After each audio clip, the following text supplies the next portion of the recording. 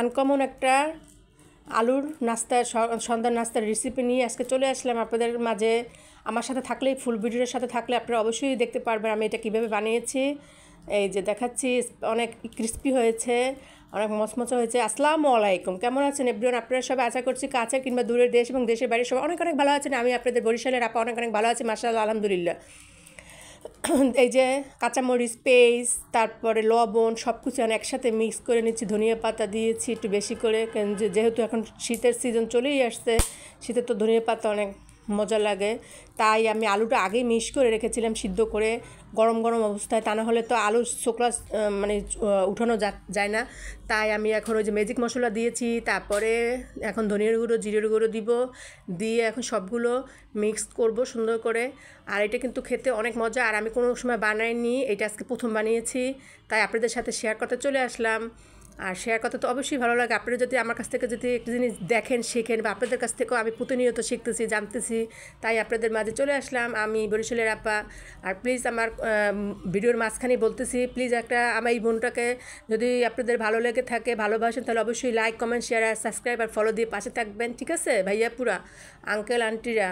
আর আমার জন্য দোয়া করবেন। এই যে আলুটা দিয়ে দিয়েছি চারপাশে, কিন্তু আমি অফ ক্যামেরায় ভুলে গিয়েছিলাম আপনাদের সাথে একটু পানি দিয়ে নিতে হবে, তাহলে তাড়াতাড়ি আটকে যাবে, তাহলে আলুর যে ভিতরে যে দিয়েছে না পুরটা, ওইটার বের হয়ে যাবে না। তো আমি চারপাশটা সুন্দর করে কেটে নিচ্ছি আর আপনাদের সাথে কথা বলছি। যদি ভালো লেগে থাকে তাহলে অবশ্যই আমাকে একটু লাইক, কমেন্ট, শেয়ার আর ফলো দিয়ে পাশে থাকবেন। আর এই ভিডিওটা আমি ইউটিউব চ্যানেল আর আমার বরিশাল্লা আপা ফেসবুক পেজেও দিয়ে থাকি, তাই একটা ভিডিও আমি দুই জায়গা দিয়ে থাকি। আর যদি আপনাদের ভালো লাগে তো অবশ্যই আমার সাথে পাশে থাকবেন।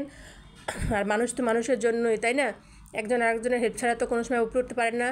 তাই যাই হোক, এখন আমি এই যে দুই সাইডে পানি দিয়ে একটু চাপ দিয়ে তারপর নিতে হবে, তারপর এখানে দুই সাইডে আবার একটু চাপ দিয়ে তারপর এরকম করে নিয়ে তারপরে যে কত সুন্দর একটা নাস্তার হয়ে গেল, ঝটপট করে ফেলতে পারবেন।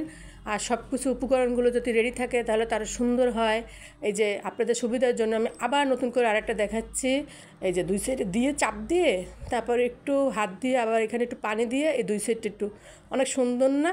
অনেক সুন্দর, মাশাআল্লাহ, আলহামদুলিল্লাহ, অনেক সুন্দর। তারপরে এখানে আমি সুন্দর করে তেলটা অফ ক্যামেরায় গরম করে নিয়েছি চুলায়। তো এই যে সুন্দর করে দিচ্ছি, আর সাবধানে দিবেন যাতে হাতে ছিটে না আসে। তো এই যে সুন্দর করে এরকম একটা কালার আসলে তখন উঠিয়ে নেবেন।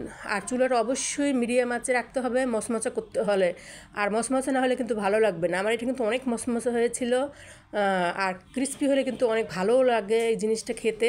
আর আপু, আর একটা কথা বলি ভাইয়ারা, যদি এইটার ভিতরে কিন্তু আমি আজকে প্রথম বানিয়েছি, তো তাই আমি বুঝতে পারিনি, কালো জিরে দিতে পারেন। ওই যে খামিরটা যখন করেছি না ব্যাটারটা, এই যে ময়দার ব্যাটারটা, তখন আমি ভুলে গেছিলাম, আপনারা দিয়ে নেবেন।